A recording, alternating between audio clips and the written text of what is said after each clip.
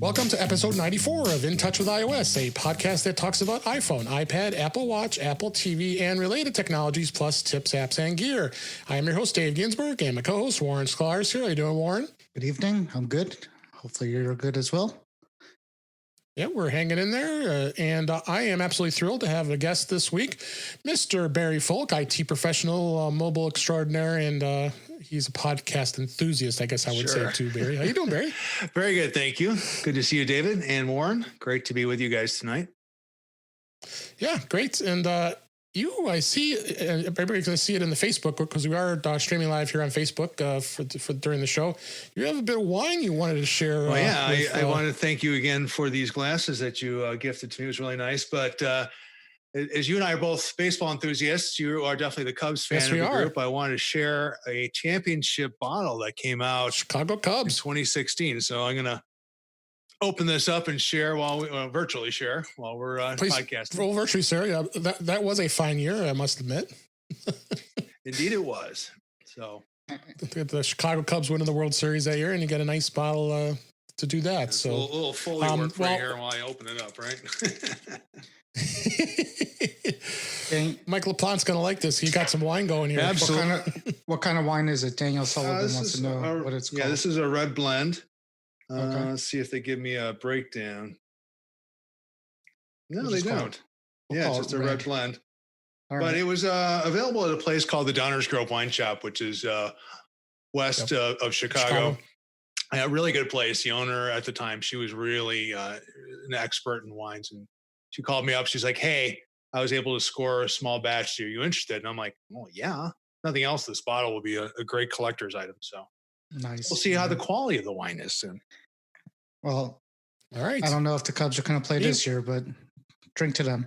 Yeah. Positive thoughts. Positive thoughts. You know, We're going to be, and the White Sox, because Barry is a big White Sox I fan. am. So, but I love. he is a Chicago fan at heart. And I love baseball. And actually, one of the reasons I was asking Warren about Philadelphia was I was actually going to go out there in May, catch a Phillies game, and so that's not going to happen, unfortunately, this year. No. Unfortunately It not. was supposedly opening day a week ago. It was supposed to be opening day a week ago. Yeah, it was at least 2 weeks ago. But anyway, we got a great show for you today. Something just got released, I think. The iPhone SE. We're going to have a lot of great conversation about that. And we also are going to talk about the iPad Pro because Barry has an iPad Pro 2020 model, Indeed. and I can't wait to hear his thoughts about that. And plus, I have a new Sonic speaker, the Move, and Sonos. When I say Sonic, Sonos speaker, which is pretty awesome for my 20th anniversary of my work. Going to give you my review of that. Not the hedgehog. Because and what's I that? said it's not the hedgehog. Sonos the No, Hedgehog. it's not the hedgehog. Sonos the hedgehog. No, it's not the hedgehog. And then people have been giving me some razzing. Well, you're not buying an Apple product. I'm like, well, it still works with Apple product. So we'll get and into it's that. free. So And it was free. Yeah. So let's we'll get to that in the show in a little bit here. But let's kick over and talk about the little bit of the news that there was in this week. First story caught my eye was the HomePod. The operating system is now based on tvOS instead of iOS. And then there's also some rumors about a smaller HomePod. This was in Mac Rumors. The software that runs on HomePod and all its variants was iOS, but I guess each one is differentiated by the tweaks made by the device and the software it's intended to run on. So this is featuring some unique interfaces, APIs, and all kinds of other stuff. So it's interesting to see where this HomePod goes. And actually now talking about the Sonos, I mean, it's like I can't say I might be liking the Sonos more than my two HomePods I have sitting next to me here. Warren, what did you think about this? yeah, from what I read, a lot of it had to do with the fact that the HomePod and the Apple TV, tvOS are power based. They're always plugged into like full electric power, and they were saying that caused them to change things around and tweak it that way. Where iOS devices were more, based on battery consumption, things like that. So maybe they could do more with that. Yeah, and as far as a smaller HomePod, yeah, I'd be interested. I have two Yeah, HomePods, and as I do. I have two HomePods, and I have a whole Yeah. bunch of Amazons, and you know, basically my wife's just she doesn't even know the HomePods are there. And I keep trying to get her to talk to the HomePods, and she's like, she'll always say the A lady and say Hey, like, you. and the thing is, that when she says the A lady and wants to play music, the A lady does a good job and it sounds fine. So for her it's Yeah. fine. So, um, but yeah, no, I'm definitely they've been people been asking for a cheaper HomePod, so we'll see what it is. Yeah. See what it is. Barry, what'd you think? You have HomePods, I assume, Yeah, right? actually, I'm just a single HomePod family, but Okay. it's Not crazy like us. no, and part of that is a cost factor, and to what Warren was saying, similar situation where you find people in the house use each device differently, and I'm a huge Yeah. fan of Siri. I've always been, partially because Yeah. of the watch and it works so well and accurately with the watch. It's my go-to device, and Warren, to your other point, the sound quality on the HomePod can't be beat. The Amazon Echo is a good device. It's certainly quick and easy to use. And I know some of the higher end ones have decent sound, but you really just can't beat the mics and the speaker quality in the HomePod. So I'm looking forward to this newer, smaller device, because then if it comes in a good price point, I'd say 149, something like that, I'd definitely pick up one or two. And I'd be curious if they're also leveraging the fact that they might have more spatial awareness. So I know with two, it gets some really great stereo, but if we can do more like a 5.1 effect, I think that would be a killer reason for me to buy two or three or whatever it's needed to make that happen. So let's see what that comes out. Yeah, for sure. Next story caught my eye was Walgreens is now with the pandemic going on right now. They are giving 3% cash back when you use your actual physical Apple Card in the drive-through through the end of June. And Apple sent out these emails to the cardholders. I'm a cardholder. I'm sure all of us here are, and you can use this in the Walgreens, and which I think is great, because usually when you use a credit card, it's only 1% cash. Now you can get 3%. I'm seeing a trend here. Wondering if some of the other retailers are going to follow suit with this as things go by. What do you think, Barry? Yeah, I definitely think Apple's being aggressive, and certainly I like to think a positive way, seeing how they can make a more positive experience during Yeah. this pandemic. The question I have, and I'm not sure if Dave or Warren, do you know what the cash back percentage is if you use the contactless? If you're using your watch or your phone? It's usually So 3% with Walgreens, if Okay. depending on the item that you So it's purchased, matching, but yeah. everything else is 2%. Yeah. So I mean, that's definitely a positive.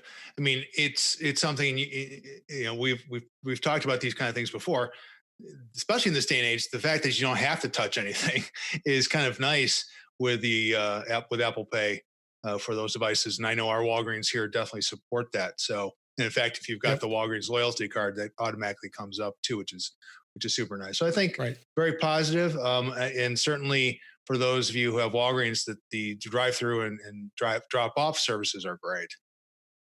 Yeah. Warren, your thoughts? yeah, no, I live in a unfortunately CVS country, and we don't Yeah. have a lot of Walgreens around here. And CVS is like the opposite. It took them forever just to take Apple Pay, and they really Just to take Apple Pay, yeah yeah. they were fighting it. Yeah. But yeah, Apple does these kind of things here and there, and they you'll see other specials. Or you get a couple dollars off if you order sneakers from this company. Like so, every few months they offer Yeah. these kind of specials. So it's nice, a good little perk. Yeah. And next story, Apple's U.S. quarter activations hit an all-time high, 5 years. This was an article in Apple Must. They said that there was quite an increase over year. Pretty impressive. Some of the numbers that were here. I'm trying to see where the numbers here, but yeah, they did quite well in this last quarter, selling a lot more than what they did over Android. What did you think, Born? Yeah, I think especially well, they're good, and I think they're going to get even better with the new phone that just dropped next time. Um, Oh yeah, it's going to be insane, as we'll talk about in a little yeah, bit. I mean they have a good lineup even before the expensive phone came out, and for the most part, yeah, you know, a lot of companies are hurting, but people still need phones, and you know, it's gonna keep going. Your thoughts, Barry? Yeah, I had an interesting data point or two that, at least from a large corporation, and David, Yeah, you probably saw some of this too. When things were starting to get really, we're starting to really shift to a work from home mentality, and the need for device connectivity was ramping up. So this would be, early part of March. Both large the two large carriers here, AT&T and Verizon, reached out to me and said, by the way, you should get your orders in now because our stock is being depleted. And then yeah, many companies are doing huge bulk orders, to the point where they were actually running really low on supply. Plus, they'd already had supply chain yeah. issues from China. So, not surprised here. I think then in some respects that will be remain high. In working with our mobility vendor, they're seeing huge pass through orders still happening. So it's just, I think it's going to be an interesting wave for a while. So far, Yeah. as far as I can tell, at least out by me, and I'm near O'Hare, cell coverage has been strong. We haven't seen too many drop offs. There have Right. been a couple points that I've noticed near some clusters when I've had to go down in Chicago where it used to be fine, and now I'm seeing it. Yeah. They're really starting to struggle a bit just because the sheer number of people using mobile devices. Yeah. And then the next story was Facebook. Facebook launched a new quote unquote kit app for the Apple Watch to keep in touch with your closest friends. This is Facebook's experimental NPE team that today had launched the new app called the Kit, or Keep in Touch, for connecting with close friends over Messenger on the Apple Watch. The way you get started, it says user scans a QR code on the Apple Watch and you enter an access code. And then you go through and you're talking to your friends on your iPhone, Apple Watch. I found this very intriguing. What'd you think, Barry, on this one? Well, unfortunately, I'm not much of a Facebook user. I tend to Right. check in No, when I'm that's at the fine. airport and tell you where I'm flying, and that's about it. I mean, it sounds intriguing, but I think you two gentlemen are both much more Facebook oriented. So maybe Yeah. catch your Yeah. thoughts. Warren, yeah, what'd you think on this? Yeah, no, I saw it. I mean, there's already a messenger. Um, you can get messages on your watch from Facebook as it is now, but it's not great. So Yeah. this might help a little bit. And you know, a lot of people are, you know, the big question that everybody asks when they get the watch is, how do I get Facebook on my watch? And there's never really been a good answer for that. There still isn't, but it looks like this is a good step towards trying to get some more functionality of Messenger. They're doing a big Messenger type of push out there. They just Yeah. released a Messenger for It sure is. Mac OS, and they just redesigned the iOS app, or at least shrunk it, the size of it. Went to like 77 megabytes from something else, and so they're doing some work, which is good. And the other thing they just released is something. It's sort of like it's on the article, but it's going to be like a private, almost like a private communication channel between you and a friend or a spouse or something like that, which is supposedly rolling out too. So they're doing a couple of Yeah. good things, I guess. I haven't played Yeah. with it. I didn't even know how to get it, so maybe I'll play around with it. Yeah. I saw this. I thought this is something to talk about and interesting to look at.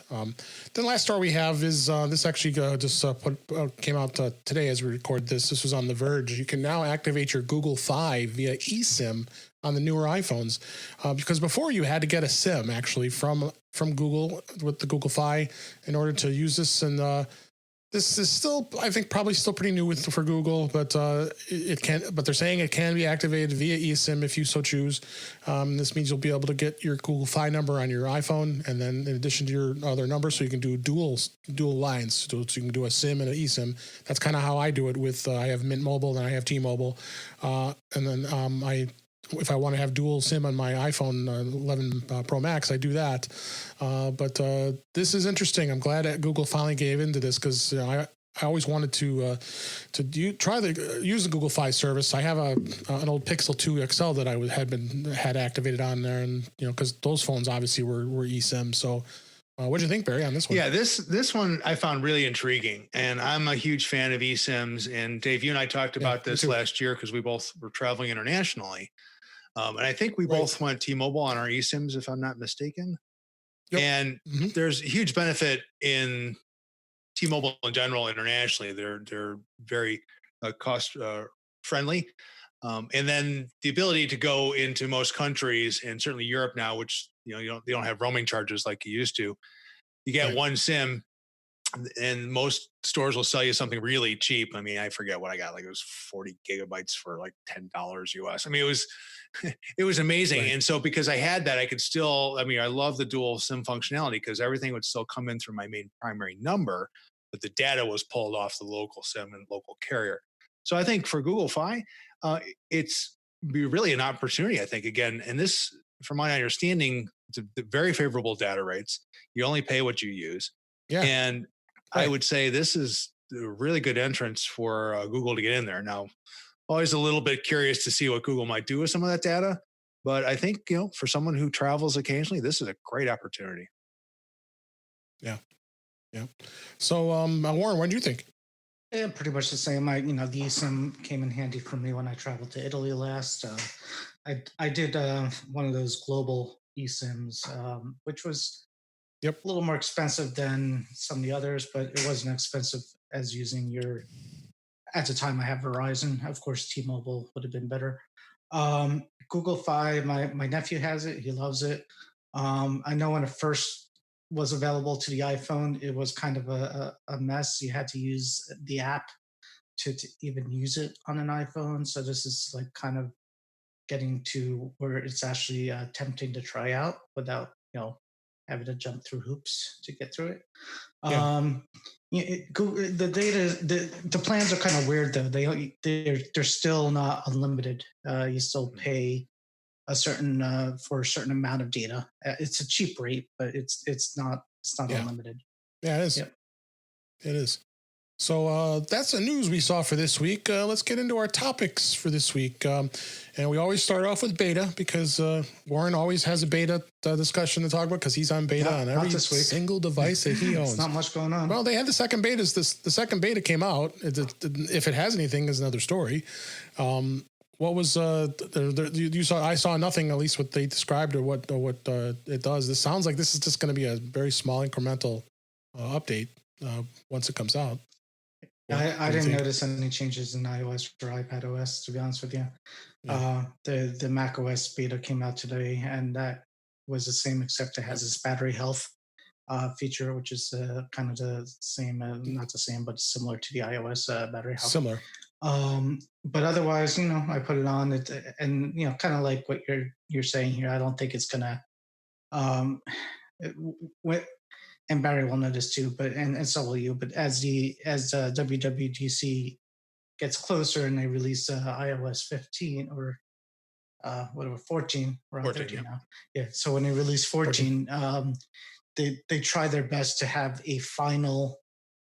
They don't want to end up having to patch the last release of these devices. So they try to get like a really polished final version of the operating system. So that's what they're going for right now. Yeah, agreed. It just seems like this is their last, like you're saying, super solid release before it comes out. I haven't seen any features as well, but I'm glad to see that they're doing a couple. And I would expect this to probably come out towards the end of May, and I assume it's going to have anything that might have feature-wise from the iPhone SE is already baked in. Right. So the only other thing I can think of is it'll probably have some features that'll help with the Magic Keyboard, which we'll talk about in a minute. We will. And did you notice anything with, I know WatchOS had an update too. Didn't it have a beta version? And I didn't notice any. No changes on there either, right? Changes that I noticed, no. Yeah, beta has been quiet. That's probably a good thing. Exactly. We'll be waiting for iOS 14, start talking about that. And then once that comes out, you'll definitely be hearing more about that on the show. And we will definitely have some discussion about it. So the other announcement that we had was the fact that Apple announced the iPhone SE yesterday as we record this. And I wanted to get your guys' initial thoughts of what you saw in the specs, and I'll give my opinions. But I'm absolutely ecstatic that they came out with this phone, because it's going to sell like crazy. It's going to get even more people in the iPhone ecosystem. People are looking for a more affordable phone. Barry, you being the mobile guy, what were your first thoughts on this? Yeah, I mean, I was hesitant because there are a lot of rumors that have been floating around for a while, so I was curious to see what it was going to be. Basically, it's sort of like an iPhone 8, right? But it retains the Touch ID, and I think there's a segment of people that love that and totally think that's great that Apple's still keeping that as a line for people who would prefer that type of device. I think the two things I was surprised at were the internals, that the chip itself, processor, you're putting basically best of breed out there, and you're lowering the price down to $399, correct? Yeah, I mean that's un-Apple-like in a good way, because you're getting still a premium device at one of the lowest price points that they've done, and I think timing is good. People like the smaller device. There's a segment of people that appreciate that in this time where there's a lot of economic uncertainty. It makes sense for Apple as well. You're keeping revenue flowing for them. I mean, they're not hurting. I mean, they've got more in the reserves than most countries do. But that said, you still want to have a healthy company that can innovate and go forward.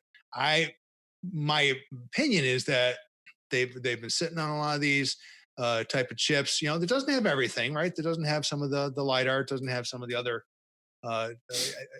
features that you'll find in some of the other phones. I suspect that when the iPhone 12 comes out this fall, if it does, not only will I have 5G, I think it'll just have a blisteringly, insanely fast chip. Yeah.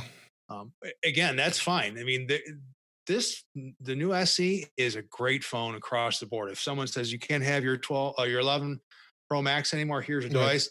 I'd miss the screen size, but a lot of the rest of it, I'd be like, it's a darn good phone. I had an interesting tweet this morning with our friend Julie Keel. She's like, I'm buying this phone. And I don't know if you saw that tweet I did this morning with her. And I said to her, I asked her, what phone do you have? She says the 10R. And I'm like, okay, the 10R, to me, the 10R is probably a little better than this new I mean, SE, you're certainly talking about a 4.7 inch screen up to 6.1, I think. 6.1, right? I'm looking at the specs here on Apple's site. And you're going from a true depth camera to a FaceTime HD type camera, so that you're not getting as good a camera. But you're going from Face ID back to Touch ID with that. Yeah. It's an A12 chip versus an A13, so there really is. And the interesting thing is, Apple is still selling this phone. Warren, what do you think? Why Apple is going to continue to sell this at 10R? I'm not sure. Are they still selling the 10R at this point? I guess they are. Yeah, still it's still it's on the it's still available. Some people, just really don't like Face ID, and this is going to be the option. If they really don't like Face ID, they're going to take this phone.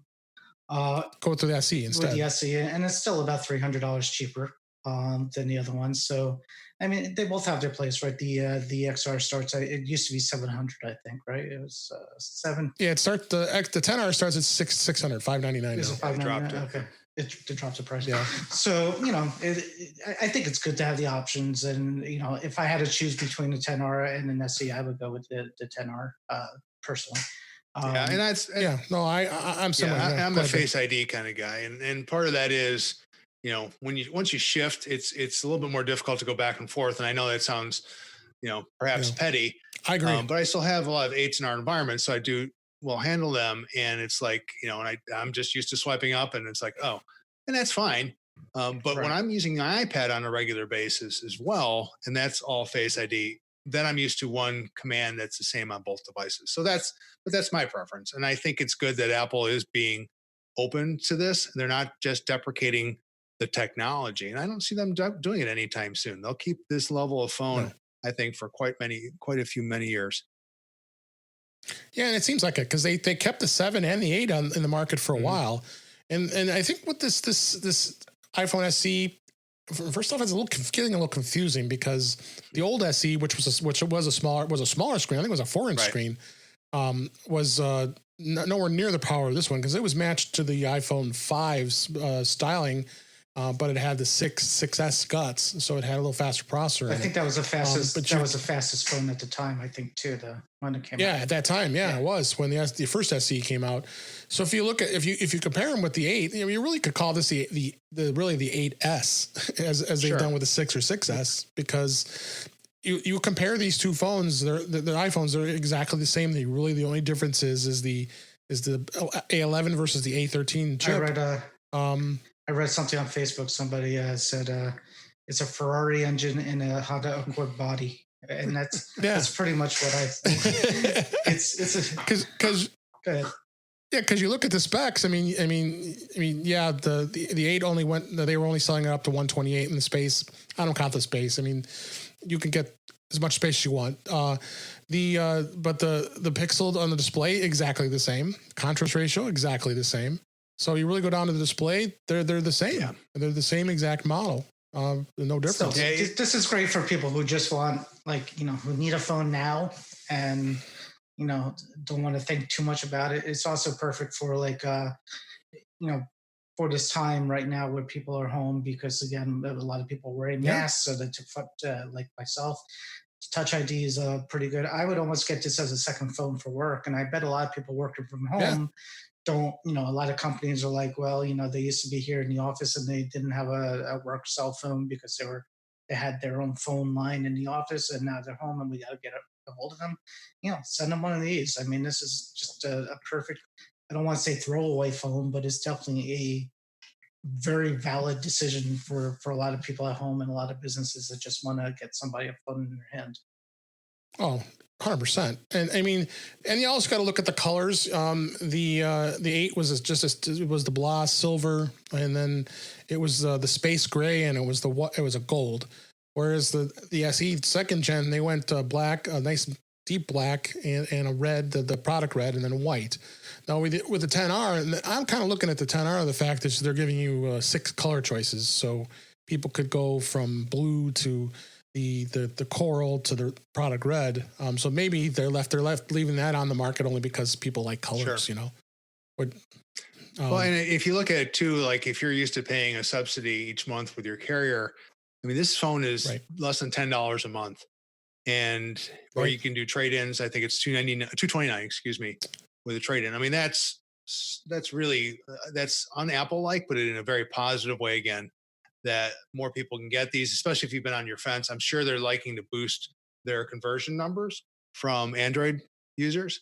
I think the last study came out that it's been sitting at about 90% people repeat buy on both platforms, and it's been steady for a while. So maybe they'll get a little bump from this as well.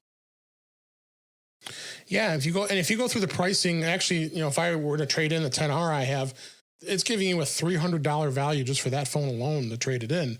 If you wanted to trade up to this phone, so that's what I'm saying. It's like apples to apples. They're basically the same, the same phone. You do get choices between the 64, the 128, or the 256. So the jump between the 264 and the 128 is only like a $40 difference in price. So it's not huge. So I always say 128 is a good sweet spot for this phone. As far as carriers go, it's awesome. At purchase, you can go pick your carrier or you can do SIM free. So this, if I were to trade this in, this phone is going to cost me $99. It's like, okay, but I think the 10R is a better phone, don't you think? Yeah. I don't know if I want to do that. Yeah, I mean, the 10R is our current standard at work, and people have really liked that device because they like the larger screen in general. It's great. Rarely do I get requests for a smaller phone. I mean, there's a couple people, of course, but so I think this could be a good option. And I think we'll kind of watch where the market goes in the next 6 to 12 months, because we typically do a revalidation of our current standards, usually in the fall. So we'll kind of see this could very well replace the 10R if there's demand for it. Yeah, I mean, just to have a good, simple phone, but it's powerful. That's the thing. I mean, it's a nice phone, but it's got enough power that it's going to give you satisfaction with having this iPhone. Again, like we talked about, you got to decide Face ID or Touch ID. If you're hanging up on that, and there are a lot of people out there still like Touch ID. They're going to be very happy with this phone. So there's that hang up right there. But take a look at that part of it when you think about this phone. The Apple Care price actually dropped like $40 or $50. So there's only $79 to get Apple Care on this iPhone. So which is great. So I always recommend getting that on iPhones because you don't know, you're going to get damaged. You just never know. They do have a theft and loss plan too if you wanted to do it, and that's $149 if you wanted to do that. But one thing they did do is they're not allowing this to be as part of the iPhone trade-in program. And I've been using that program forever on all iPhones that I've purchased. So because of its low cost, it makes sense. But you can go in and use your Apple Card, and you'll get 3% cash back on the purchase. So, so I think this is going to be an affordable phone. It's going to be, I think it's going to sell like crazy. I would not be at all surprised if they'd be sold out at launch time coming. I believe they're taking pre-orders tomorrow, right? On Friday. Right. Yep. And any other thoughts, Barry? You have on this phone? No, I mean, we always pilot these type of devices. We have a core group of people at our work that like to play with stuff, myself included. But I know for me, this, I like the larger screen. That's just my personal preference. Yeah, me too. But again, there are other people that might have some good feedback, and part of it is testing the applications. What's the response? What's the display? Because some of the applications may not look that great on a smaller screen. So we'll see. And Warren, any final thoughts on this, on the iPhone SE? And no, I mean, it doesn't really have anything, that's shocking. The only thing it has that is interesting is it has a Wi-Fi 6, the AX on it, which is kind of cool. And it has the ultra wideband LTE, or faster LTE. So I am interested in Wi-Fi 6. I still don't have a Wi-Fi 6 router because I only have one Wi-Fi 6 device, which is my Pro Max phone. Even though I have two brand new MacBooks that still don't have it, which is kind of... Even the Air 2020 doesn't have it? Nope, still the same Wi-Fi 5. Really? It's crazy. Okay. And go ahead, sorry. No. So I think I would just want to see how fast I could get speed-wise, and then that would be it for a one-time fun party thing. But that was, that's about it. So only other thing I just thought of it, the hang up is what potentially could be is 5G. This phone does not have 5G. No. How important is 5G? And we're going to go under the assumption when the iPhone 12 comes out, that's probably going to have 5G, but there's very little 5G coverage going on around. Exactly. And that's a lot of that's been halted or at least paused for the time being. Right. So, I mean, I would generally agree with you that I think the next iPhone, the flagship model, will have 5G. But I also wonder if they really start to stagger the Pro 12 model versus the 12 whatever. Personally, I would love to see the iPhone 12 Max Pro have USB-C as well as a connector. So I think they will probably have some phones with 5G, but it's really not going to be at a critical mass until 2021 or 22 at this point. 4G LTE / 5G evolution, whatever nonsense AT&T calls their thing. The speeds are good, right? And in terms of power consumption, in terms of cost, 5G is yet to be really proven as a necessity. Now, there are some arguments that with us working from home and the lack of latency on video conferencing could be a good boon to 5G out there. But that's really yet to be seen in the broader spectrum of usage. Okay, it's still all right. To release a phone. My thought is to release a phone this late without it. It's not a great look. You say it's not going to be ready for a few years, and that's true. But for people who hold on to their phones for a few years, eventually they're going to be missing out. They'll have the FOMO of not having a 5G phone when 5G kind of rolls out. It's always good to, faster is always better, but it's not like the phone's going to be useless, but eventually it's going to be phones that could only do 3G, like the same situation of the 3G and 4G and LTE is, if you're stuck on a 3G network, you eventually have to upgrade. So it would have been nice, but with this price point, I don't think it was going to be possible to do it. Yeah. All right. Well, the pre-orders are tomorrow as we record this on April 17th. Pricing starts at $399. Bargain. If you're in the market for a new iPhone, I would jump on it. See what you do and grab one, and we'll definitely be hearing more from other folks once they get them in their hands. A lot of the reviewers will be checking it out. I'm sure I know Renee Ritchie will be checking it out, and they will be and others. So we'll be listening to see what their thoughts are once they get them in their hands. I mean, we could talk about all the specs and look what it's at, but you want to get it in your hands, and that's the hard part because the Apple stores, of course, in most of the world are closed because of the pandemic. So it'll definitely be interesting to see where it goes. So let's switch gears here a little bit, and the iPad Pro. Warren and I had talked about it in the last couple of weeks when it came out, and our last thoughts were we both have the iPad Pro 2018 edition, and decided we thought we're okay and happy with these models because they basically have the same processor as the Pro 2020, but there was the A12. X versus the A12Z. But Barry, you have, which I'm not surprised, you always get all the new stuff.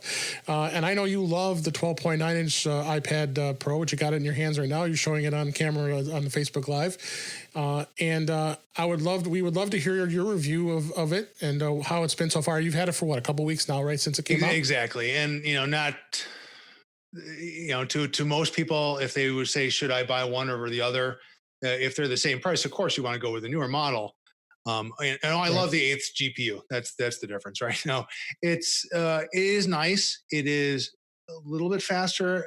And again, it could be confirmation bias, right? I'm not running hardcore speed tests between the two devices, but it just feels really snappy, right? There's not that there's really a lag in the older version, but everything is smooth as butter. And part of that's the screen refresh and all that's built into any of these iPads. But I do notice that there are certain features that, because they can take advantage of some of the new features, which is like LiDAR. So using that for the augmented reality, I have played around with some of the sites. Apple, you can put an iPad on your desk virtually to see what it looks like. And I did that with my old iPad just to see what it looked like. And it was really good. But with this one, it just seems to lock in place. It seems solid, which is weird if I'm talking about augmented reality. But that's one of the definite differences where you don't feel like it's good, it's cool. Now you're feeling this is truly functional. And if you use the app, the measuring app, which is was kind of a gimmick with AR, it was like, well, this is kind of neat. I can measure the side of something, especially if I'm out and about with my iPhone. But having used that with the iPad, it's like, wow, I really do feel like I have a tape measure that's used, that once it locks into that corner that I'm measuring and I move it to get to the other side or across, it's solid. So whatever that technology is really good. I would really like to see more of what's going to happen. And of course, I think we all know this is a predecessor to something else that's going to come in a couple of years. But fine, let's test it out on this technology. Let's see what it can do. Beyond that, really, I think the rest of it is software based and new hardware based. And I think we all, we know where we're going with this one is the trackpad. You can play with it now. You can certainly in 13.4 supports all this across these devices. And it's nice. I've tried it with a trackpad just to get familiar with it. And for editing, for things of the nature, if you're doing a lot of Word docs, pages, that's where it really excels in having a trackpad. But I'll say from my perspective, it's still taking my hands off the keyboard and moving one hand off to the trackpad. And that's not ideal. But having the built-in keyboard trackpad combination with the new Magic keyboard, that's what I'm really looking forward to, because then it's more like a MacBook. And I mean this in a positive way, that the trackpad is right there, right? It's at my thumbs. I'm not moving my hand much, and I can do a lot, because one of the most common gestures I do today is to scroll with the screen. That's one of my favorite parts of using the iPad and touch experience, is the simple, natural feeling of scrolling the screen. But if I don't have to move my hand off the keyboard and I can just use my thumb and do the same thing, or two fingers, perfect. I think that's going to give me a real boost in terms of productivity. I think from a work perspective, this is one of the last final hurdles. There's always that legacy applications that I can't control. Yeah. One of the last user hurdles of making a single device be the work experience for the iPad. So that's my quick review in a nutshell. I mean, 2 weeks later, I'm loving the device. It's absolutely rock solid. But if you have an 18, I really wouldn't say get a new one. Yeah. I would say get the new keyboard. And Dave, I know you're going down that path, and I'd be really curious to hear your feedback once you get that in hand. Yeah, and then just before we get to the keyboard, I wanted to get your thoughts on as far as iOS in itself. You pretty much are in iOS most of the time. You don't use a Mac much, Correct. do you? Yeah. I mean, if I'm doing work things, so even like our call now, I've got a Mac because I've got 3 screens going here, but my iPad's what I'm still using for our show notes and messaging and so forth. Yeah. And since I do travel a tremendous amount, the iPad's the only device I bring. The iPad is more for driving larger screens, doing larger, spreadsheets, things of that nature. But I'm really feeling that just even the experience of using the trackpad in Numbers or Excel makes it a little bit easier to navigate. Again, it's reducing the friction from a user experience to the point of going, well, I don't think I need to carry my MacBook on certain trips. If I think, if I'm gone for like a week, I might grab it. Any short trip, I don't. So this is really, I think, going to be the next step. But then it's just like anything else. And we can go back to the Steve Jobs quote of the Mac being the truck and the iPad being the car. I think that's great. Let's give choices. We go back to the SE. You want Touch ID, you've got the SE. You want Face ID, you've got these other phones. You want the Mac, you want the iPad. Apple's hitting on all these choices and all their cylinders. And I think that's the great way to go. It would be wonderful. We could say, well, we just have one device for everybody. I don't think that's the way, especially if I look at the younger generation of the workforce. They want choice, they want portability, and this is what they're getting. Okay. I can tell you that both Warren and I decided to stay with our 2018 model, and we both purchased the Magic Keyboard, which went on sale. I believe it was yesterday. It was open for pre-order, and it still looks like you could get it. It looks like the orders now is at April 27th to May 4th, but I think we're going to get it April 24th. But of course, both Warren and I were lucky enough to have gift cards, so it dropped the price a bit. So that's my one. And I'm curious to know, Barry. I mean, Warren. I already know Warren's thoughts because he will refuse to try a touchpad on the iPad. Right? I am not ruining the Magic Keyboard experience. I am just going straight into the. I hooked up a Logitech mouse to it once to play around with it, and the Logitech mouse is it wasn't a cheap one. It has the it's almost like a Magic Mouse where you could rub the top of it to do the gestures, and it was cool, but it didn't do everything. So then I'm like, should I go out and buy a trackpad too, Magic Trackpad too? And I'm like, no, let's just put the brakes on and wait till this thing comes out. So I was super excited when because the initial report said this thing wasn't coming out till like the end of May, and I was like, oh god. So the news broke yesterday. I'm like, it's like, it's my birthday, man. So I got to get out there. So I'm excited. I'm really excited for that to come. So, I mean, and you said you did try the touchpad, the Magic touchpad on the iPad. So you did get a little bit of experience with it, Barry? Well, I was using a trackpad, the Magic Trackpad, right, for the Mac. Magic Trackpad. And I connected through Bluetooth. And again, the experience is really good. I try to be pretty open, and this is my Apple bias, but it's like they understand user interface way better than most of us do, right? So the fact that it's not a little pointer, that it's a circle that's more or less emulating your finger, I'm fine with that. I have no problem with that. I thought it was intuitive. It seemed to make most of these tasks pretty easy. My frustration was moving my hand off the keyboard to the trackpad and then bringing it back to the keyboard.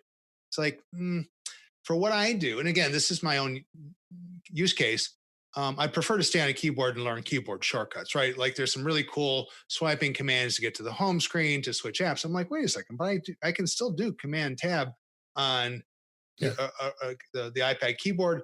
I can do Command H to go to the home screen. that's intuitive to me, and I'd rather do that than even probably still with the trackpad attached to the keyboard. I'd probably still use those. But there are other things like swiping between apps.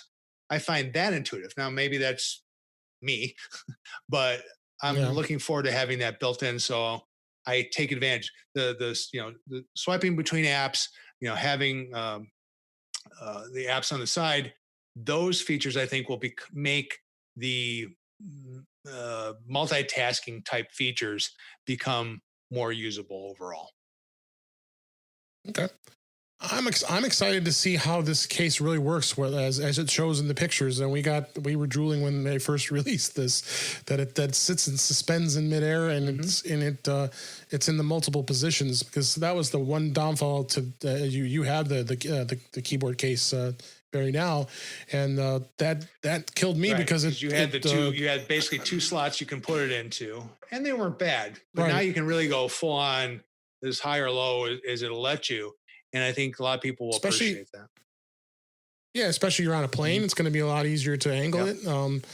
Although I remember always telling my story that I should not have put my iPad in the back pocket of the seat, and someone bumped it, and my iPad came crashing off that case. I'm curious to know how that magnet is going to be, how strong it is, that it keeps it without falling. Yeah, I'm also curious on how tight it's going to fold up.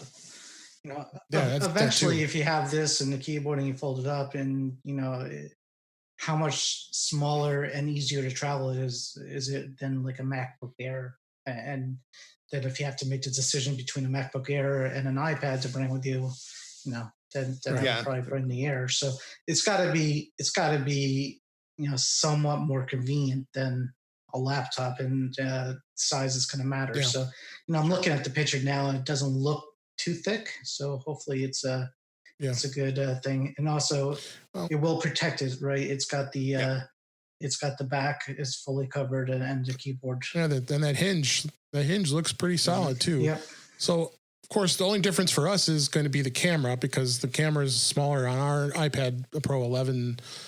We have the 11s, the 2018 model. So the opening is going to be larger, but at least it's going to be set up enough that it's not going to block the camera if you want to use it still. Yeah. So it will look kind of weird, but just put a sticker there. It'll be fine. Yeah, I don't. But what? Who uses a back camera on the iPad anyways? So. Hey, I say, yeah, we've talked about that. Do you use the camera a lot? Occasionally. I mean, it's handy again, mostly for work functions, right? Because I'm taking screenshots of notes and things like that. I'm not the crazy person at the concert holding up an iPad. No, that's what the phone's for. So, all right. So I think our last topic for tonight is going to be this bad boy I got. Everybody, you guys can see it. Nice. Sonic on Facebook. The Sonic the Hedgehog. This is the Sonic. I call it Sonic. Like the way we open up here. This is the Sonos Move. Lucky enough, I'm working for a wonderful company that I celebrated 20 years with them, which is congratulations. Great. I can thank you. I can drink to that with your wine that you're drinking. So. This is a solid speaker. I was very impressed with what it has to offer, and I had a few people razzing me and say, "Oh, you shouldn't be buying this. It's not Apple product, and because you have the HomePods." But you know what? The big thing that this has a battery, and this thing, it's got the back. The back of it has a handle that it's solid when you hold it in your hand.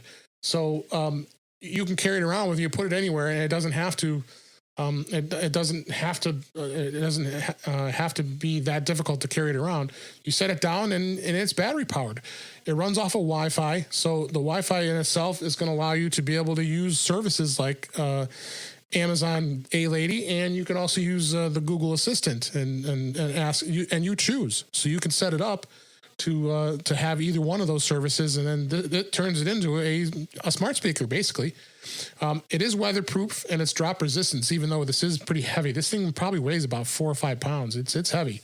But the cool thing is for Apple, it's AirPlay 2 compatible at home, and it's also HomeKit enabled as well.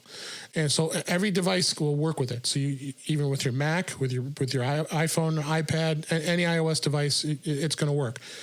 other great thing that this thing has is it has the fact that you can use it with Bluetooth as well. So if Wi-Fi isn't available and it's not on the it's not available, then you convert it to a Bluetooth speaker, and then of course you've got your devices already hooked up to it via Bluetooth. Then you got sound. Speaking of sound quality is amazing. I do like the HomePods. They are nice, but the fact that I have this able to bring with me anywhere is awesome. And so I want to have really good sound with me and not have a bulky speaker. This one is really good for outdoor and indoor listening. And so really good setup. It was real simple, easy to set up. Sonos is known for having their great app. So they have an app on the iOS. So really easy to set it up. You can set up any of your Sonos devices in here as well. So if you have any Sonos speakers that you have, very easy to use. All the apps, I went nuts. I wanted to set up just like all the crazy amounts of apps in here. So I've got like TuneIn and AccuRadio, Amazon Music, Apple Music, Audible, Google Play Music. I can keep going. SiriusXM is available, radio.com, Stitcher. So Pocket Cast is even available for podcasting. So it all has that control within the app, and I can initiate the listening of any of those sources in there. In the room, you set up rooms. It gives you a place to set that up. Easy to search for different things on those apps. If you're looking for a specific song or artist, it's got it built into the app, so you can hit it right away as opposed to having to go into the individual apps. So you just set up an account. You set up the system. Real simple, real easy. Nice. The big thing is it's pricey. It is pricey. So if you're in the market to look at the speaker, the Sonos Move, it's called Sonos Move. It starts at it's $399. So that's the one thing. If you're on a budget, that might be a little tough to jump in on there. Bear, what'd you think? No, I mean, I think it's on par with the HomePod in many ways from what you're describing from a quality perspective. It's got the feature sets. Yeah. And I think because it's AirPlay 2 compatible, it works well with your devices. And why wouldn't you want that? I love the portability factor. I think that's fantastic. That's one thing you've seen this. I mean, this is great. And I think a device carry, and that's going to be that type of quality needs to have some heft to have good sound quality. Right. I mean, the HomePod is a good example, but the HomePod is tethered to a power cord. So that's where I think this is a really sweet device that would fit in well with any environment. I haven't gone down the Sonos route only because I probably would jump in. I wasn't expecting to either, but you can't not twist my arm when I get a free, a nice free gift. So, but I think it would definitely be something that if I needed a speaker, for something that's portable around the house, I would 100% look into something like that. Yeah. This is, I'm showing this on camera so the guys can see it and on Facebook Live. This is the charging ring that the Sonos Move pops into. It has 10 hours of battery life. Nice. So it'll last you a full day, pretty much a full day's worth of music. Dave's dance party it is. 10 hours. Yeah, I'm bringing it over to your event that we'll be talking about in a minute here. There you go. It is a really solid device. Have you looked at any of the Sonos stuff, Warren, at all? I have a Sonos One speaker that you do? That okay. I won in an auction, and it's fine. It's great. I love I like the fact that you could Bluetooth to it, you can AirPlay to it. The Sonos One has I'm sure this thing does too, but it has the A-Lady integration. It also has it does. Hey G-Lady in there too. So it's got a couple of that. So it does both Google and Amazon. So does the Sonos One. And the portability thing is kind of cool.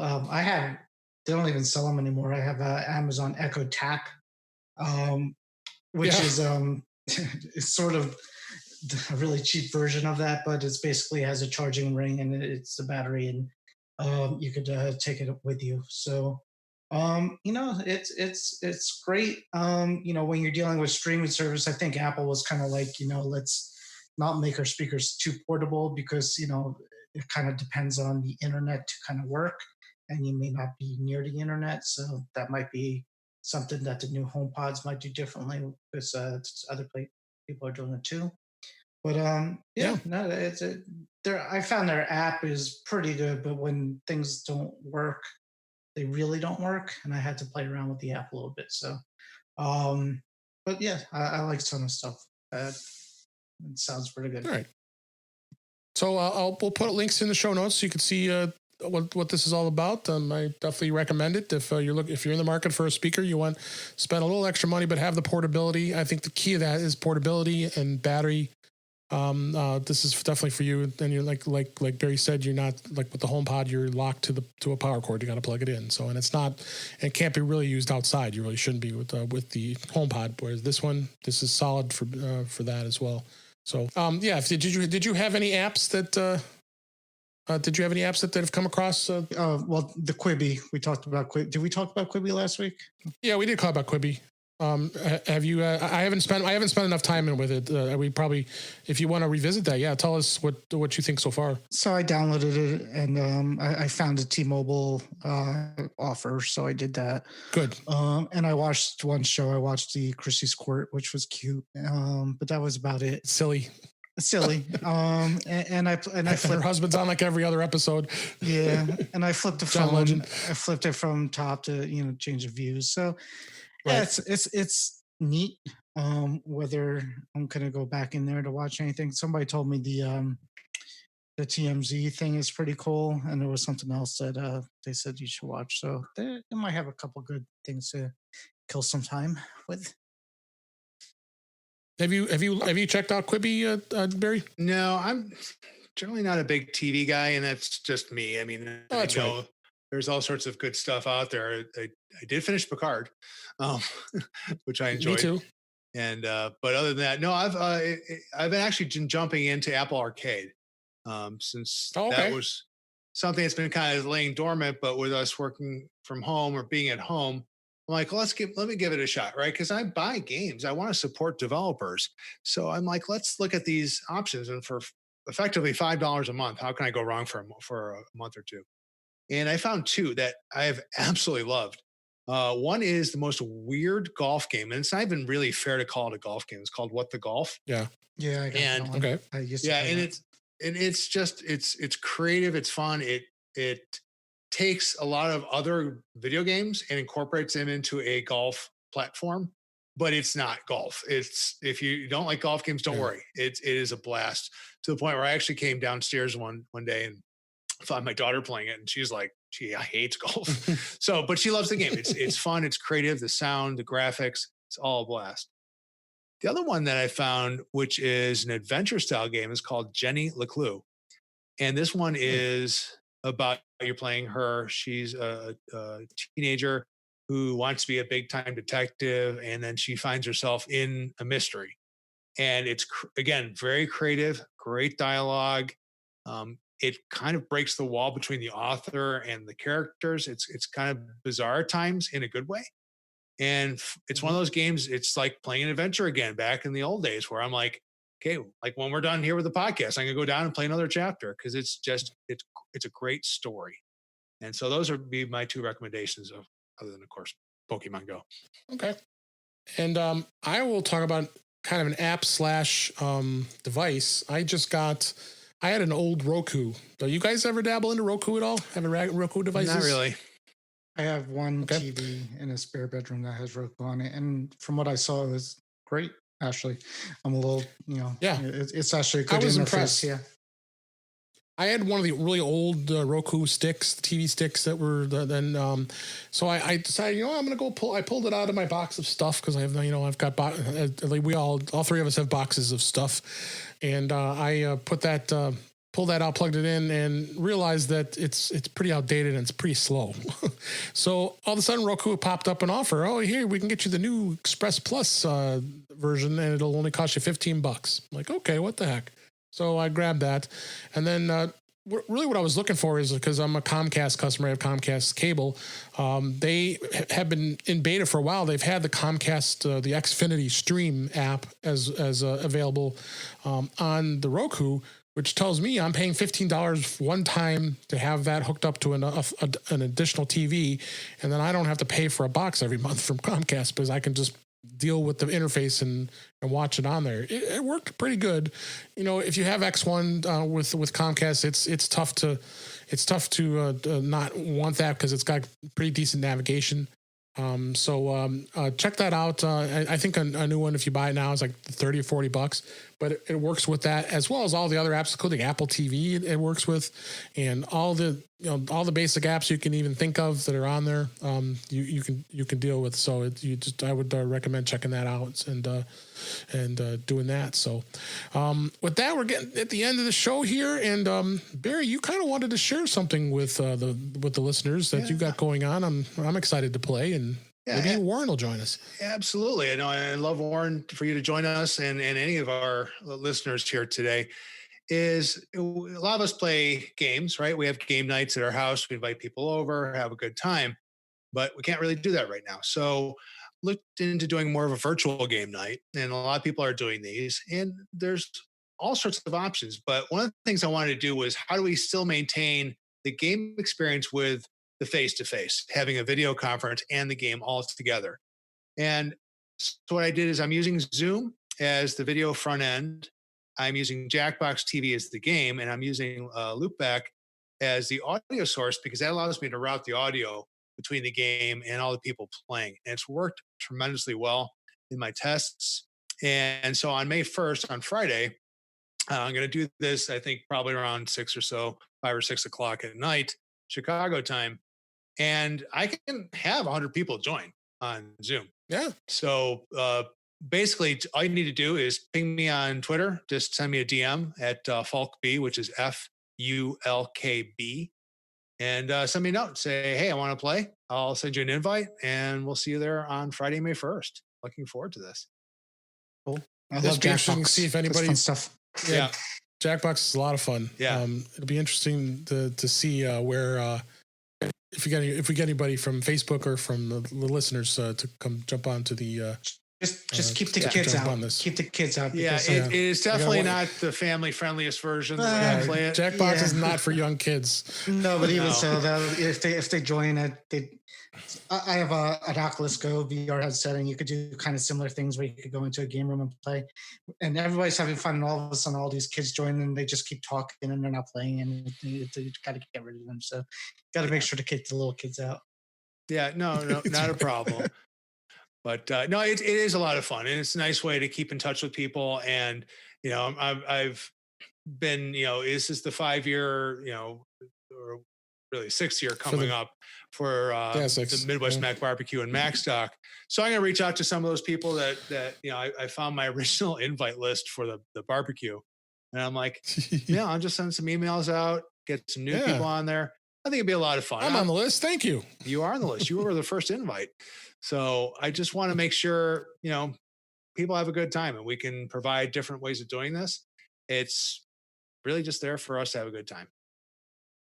Yeah. Cool.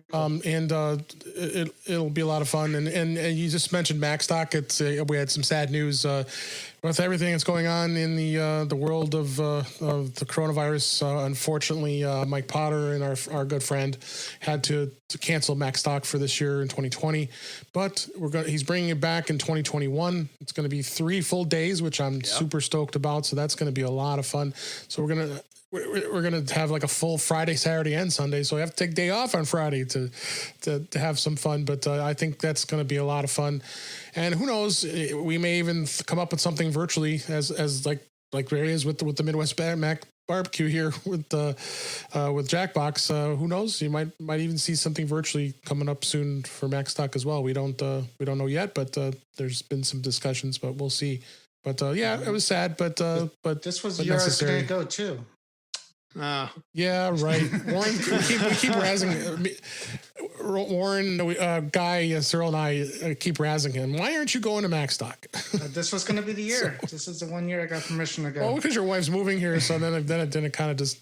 But you're gonna have to do it next year. Eventually, I'll live there, so I'll there you go. I'll have no excuse. Yeah, eventually you're going to live in Chicago, and that's going to be awesome. So. All right, guys, let's go ahead and wrap things up here. That's a wrap for this week. Please send your comments, questions, and suggestions to our email address, feedback@intouchwithios.com. You can follow us on Twitter @intouchwithios. You can subscribe in your favorite podcatcher, including Apple Podcasts and many others. But better yet, why don't you go to our website at intouchwithios.com, where all the links to all the ways to listen to us are there. I am Dave Ginsburg, and you can find me on Twitter @DaveG65. Barry, where can everybody find you? So Best Bet is also on Twitter @FulkB. It's FULKB. If you do play Pokemon Go, feel free to send me a friend request. Yes. And that code is 5540-4580-7252. And that'll also be. I think you got to put that in the show notes. Yep. Yes, if you're a Pokemon guy, check it out. I think you might got me close here. I might start Come doing on. it. You got me real close. And what's nice is that they've really made changes in Niantic, which runs this. They've got several games. They've got Ingress, they've got Pokemon Go, they've got Wizards Unite, the Harry Potter one. And they've really changed the game so you can play them at home. And I think that's really smart. So you don't have to worry about going out and spinning your stops or battling or whatever. And it's just a ton of fun. I mean, I've been playing now obviously for several years, and they keep making adjustments to the game, making it more fun for both the new player as well as the long-term players like myself. All right. So Warren, you're gonna have to start doing Pokemon too. Well, I was going to say for to a while, Warren, and then I stopped. Yeah. I was going to go to Philadelphia. They actually had a safari zone in Philadelphia scheduled for the first week of May. I have my tickets booked. I've got an Airbnb, and so the best I could tell you is next time you come out, if they don't have that, I live about 10 minutes from Sesame Place Amusement Park. Oh, there you go.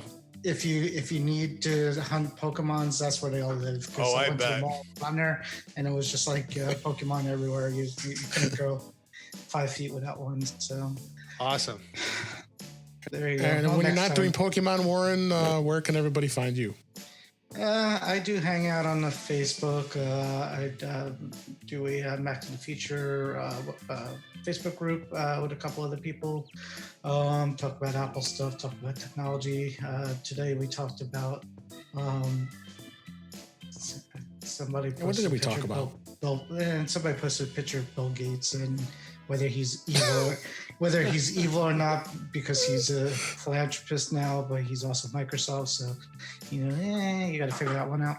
I like him personally, but in any case, so I do that. I'm W Sklar on Twitter that I never check, and I do the show here, and I do the show with you and Guy on Wednesday nights called Back to the Future Go 8 p.m. 8 p.m. Eastern Standard Time. Yes, we have a lot of fun on Back to the Future Go. So, all right, guys. Thanks, Warren. Thanks, Barry. Appreciate you being here. Thanks for listening, everybody. And cheers, and talk to you again soon.